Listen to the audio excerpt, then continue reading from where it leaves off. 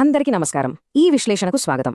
ఈరోజు మనం ఒక దేశ ఆర్థిక వ్యవస్థను సజీవంగా, ఉల్లాసంగా ఉంచే అత్యంత కీలకమైన అంశం గురించి మాట్లాడుకోబోతున్నాం. అదే రవాణా వ్యవస్థ. ఒక మనిషి బతకాలంటే శరీరంలో రక్త ప్రసరణ వ్యవస్థ ఎంత ముఖ్యమో, ఒక దేశానికి ఈ మౌలిక సదుపాయాలు కూడా అంతే ముఖ్యం. మన నరాల్లో రక్తం ఎలాగైతే ప్రవహిస్తోందో, సరిగ్గా అలాగే ఆర్థిక వ్యవస్థలో వస్తువులు, సేవలు ఈ మార్గాల ద్వారానే ప్రవహిస్తూ దేశాన్ని ముందుకు నడిపిస్తాయి. సరే, ఈ వ్యవస్థ ఎలా పనిచేస్తోందో ఒక క్రమపద్ధతిలో అర్థం చేసుకుందాం. ముందుగా ఆర్థిక వ్యవస్థ యొక్క రక్త ప్రసరణ వ్యవస్థ గురించి, ఆ తర్వాత రోడ్డు మార్గాల ఆధిపత్యం, రహదారుల వర్గీకరణ, భారతీయ రైల్వేల ప్రాముఖ్యత, చివరగా మౌలిక సదుపాయాల సవాళ్లను ఎలా అధిగమించాలనే విషయాలను వరుసగా చూద్దాం. ముందుగా ఆర్థిక వ్యవస్థ యొక్క రక్త ప్రసరణ వ్యవస్థ అంటే కదలిక మరియు వాణిజ్యం గురించి మాట్లాడుకుందాం. ఇక్కడ ఒక చిన్న లాజిక్ ఆలోచిద్దాం. స్థానిక లేదా అంతర్జాతీయ స్థాయిలలో వాణిజ్యం జరగాలంటే దట్టమైన రవాణా నెట్వర్క్ ఉండి తీరాలి. అసలు సరఫరా కేంద్రాల నుండి డిమాండున్న ప్రాంతాలకు వస్తువులు ఎలా చేరుకుంటాయి? అవేమి వాటంతటా అవే నడుచుకుంటూ వెళ్లలేవు కదా. వాటిని గమ్యస్థానాలకు చేర్చడానికి వ్యాపారులు కావాలి. అలాగే ఒక బలమైన భౌతిక నెట్వర్క్ అవసరం. ఈ కదలికే ఏ దేశ ప్రగతికైనా అసలైన మూలం.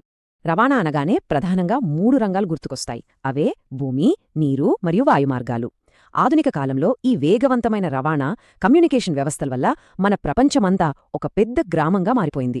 భారతదేశంలాంటి ఇంత విశాలమైన దేశం కూడా ఈ అద్భుతమైన నెట్వర్క్ ద్వారానే ప్రపంచం మొత్తంతో సులభంగా అనుసంధానించబడి ఉంది. ఇక తరువాతి అంశం రోడ్డు మార్గాల ఆధిపత్యం. వీటిని మనం ఆర్థిక కేశనాళికలు అని పిలుచుకోవచ్చు. చరిత్రను ఒక్కసారి గమనిస్తే రైల్వేల కంటే చాలా ముందే రోడ్డు మార్గాలు ఉనికిలోకి వచ్చాయి. ఆసక్తికరమైన విషయమేమిటంటే నేటికీ ఇవి తమ ఆధిపత్యాన్ని చూపిస్తూనే ఉన్నాయి. ఎందుకంటే రైల్వే లైన్లతో పోలిస్తే రహదారుల నిర్మాణ ఖర్చు చాలా తక్కువ. హిమాలయాల లాంటి అత్యంత కఠినమైన, ఎత్తైన ప్రాంతాల్లో కూడా వీటిని నిర్మించడం సాధ్యమవుతుంది. అన్నిటికంటే ముఖ్యంగా ఇవి నేరుగా మన ఇంటి గుమ్మం వరకు సేవలను అందిస్తాయి. దీనివల్ల లోడింగ్, అన్లోడింగ్ ఖర్చులు ఆశ్చర్యపోయే స్థాయిలో తగ్గుతాయి. ఇప్పుడు 3వ అంశానికి వద్దాం. రహదారుల వర్గీకరణ. దేశానికి ఇవి ప్రధాన ధమనులు లాంటివి. మన శరీరంలో రక్తాన్ని సరఫరా చేసే ధమనులలాగానే దేశంలో ట్రాఫిక్ సామర్థ్యాన్ని బట్టి భారతీయ రోడ్లను మొత్తం 6 రకాలుగా వర్గీకరించారు. సూపర్ హైవేలు, జాతీయ రహదారులు, రాష్ట్ర రహదారులు, జిల్లా రోడ్లు, గ్రామీణ రోడ్లు, అలాగే వ్యూహాత్మక సరిహద్దు రోడ్లు. ఇవన్నీ కలిసి దేశమంతటా ఒక నాడీ వ్యవస్థలా అల్లుకుపోయి ఉన్నాయి. ఇందులో అత్యంత కీలకమైన ప్రాజెక్ట్ స్వర్ణ చతుర్భుజి. దీన్నే గోల్డెన్ క్వాడ్రిలాటరల్ అంటారు. ఢిల్లీ, కోల్కతా, చెన్నై మరియు ముంబై ఈ 4 మెగా సిటీల మధ్య దూరాన్ని, ప్రయాణ సమయాన్ని భారీగా తగ్గించడానికి నేషనల్ హైవేస్ అథారిటీ ఈ సూపర్ హైవే ప్రాజెక్టును తీసుకొచ్చింది. ఉత్తర దక్షిణ, తూర్పు పశ్చిమ కారిడార్లతో కూడిన ఈ నిర్మాణం నిజంగా ఆర్థిక వ్యవస్థ వేగాన్ని అమాంతం పెంచే ఒక అద్భుతమైన కారిడార్. మరి ఇంత విశాలమైన నెట్వర్క్ను ఎవరు నిర్వహిస్తారు అన్న సందేహం రావచ్చు. జాతీయ రహదార్లను సెంట్రల్ పబ్లిక్ వర్క్స్ డిపార్ట్మెంట్ అంటే సిపిడబ్ల్యూడి నిర్వహిస్తోంది. ఇక్కడ ఒక చారిత్రక వాస్తవం ఏమిటంటే ఢిల్లీ నుండి అమృత్సర్ వరకున్న చారిత్రక షేర్ షా సూరి మార్గ్నే నేషనల్ హైవే 1 అని పిలుస్తారు. ఇక రాష్ట్ర రహదార్లను పీడబ్ల్యూడి, జిల్లా రోడ్లను జిల్లా పరిషత్ చూసుకుంటాయి. ప్రధానమంత్రి గ్రామీణ సడక్ యోజన గురించి ప్రత్యేకంగా చెప్పుకోవాలి. దీని ద్వారా అన్ని కాలాలను ప్రయాణించడానికి వీలుగా మారుమూల గ్రామాలను కూడా ప్రధాన స్రవంతితో కలుపుతున్నారు. మన తదుపరి అంశం భారతీయ రైల్వేల ప్రాముఖ్యత. ఇవి నిజంగా భారీ రవాణా సాధనాలు. దేశంలోనే అతి పెద్ద ప్రభుత్వ రంగ సంస్థ గురించి ఇప్పుడు మాట్లాడుకుందాం. 1853వ సంవత్సరం. భారతీయ మౌలిక సదుపాయాల చరిత్రలో ఇదొక సువర్ణాక్షరాలతో లిఖించదగ్గ సంవత్సరం. ముంబై నుండి థానే వరకు 34 కిలోమీటర్ల మేర దేశంలో మొట్టమొదటి రైలు పరుగులు తీసిన అద్భుతమైన క్షణమది. సరిగ్గా అక్కడి నుండే ఒక సరికొత్త మౌలిక సదుపాయాల విప్లవం మొదలైంది.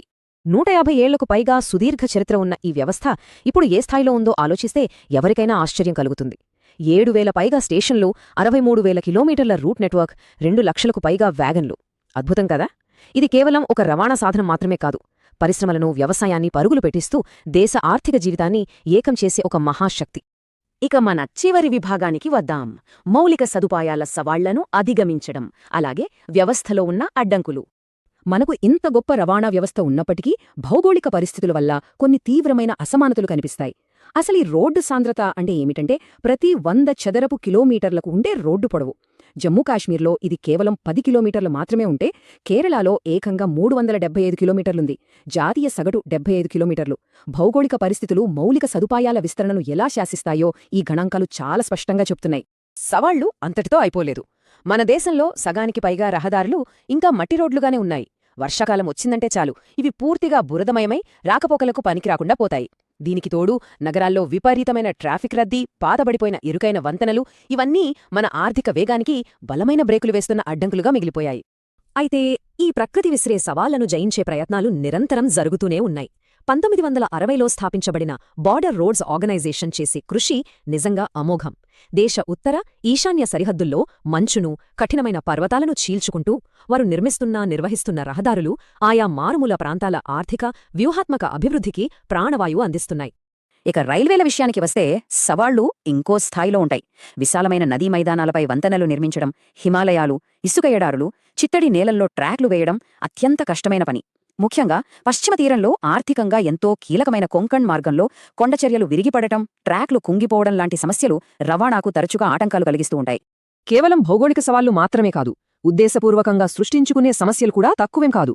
టికెట్ లేకుండా ప్రయాణించడం, రైల్వే ఆస్తులను ధ్వంసం చేయడం, దొంగిలించడం, ఎటువంటి కారణం లేకుండా అత్యవసర చైన్ లాగడం లాంటి పనుల వల్ల రైల్వే వ్యవస్థకు భారీ ఆర్థిక నష్టం వాటిల్లుతోంది. దీనివల్ల ప్రయాణాలు ఆలస్యమవ్వడమే కాకుండా అంతిమంగా దేశ ఆర్థిక వ్యవస్థకే నష్టం కలుగుతుంది. ఇదంతా చూశాక చివరగా ఒక ముఖ్యమైన ప్రశ్న మిగులుతుంది. రైల్వేలు సమయానికి నడిచేలా, ఆస్తులు ధ్వంసం కాకుండా ఒక బాధ్యతగల పౌరుడిగా మనమెలా సహాయపడగలం? ఒకసారి ఆలోచించండి. ఎందుకంటే ఈ రవాణా వ్యవస్థలు కేవలం సిమెంట్, ఇనుముతో చేసిన కట్టడాలు కావు. అవి మన దేశ ఆర్థిక వ్యవస్థకు, మనందరి ప్రగతికి అసలైన ప్రాణనాడులు. వాటిని కాపాడుకోవడం మనందరి బాధ్యత. ఈ రవాణా వ్యవస్థల విశ్లేషణ మీకొక సరికొత్త దృక్పథాన్ని అందించిందని ఆశిస్తున్నాం.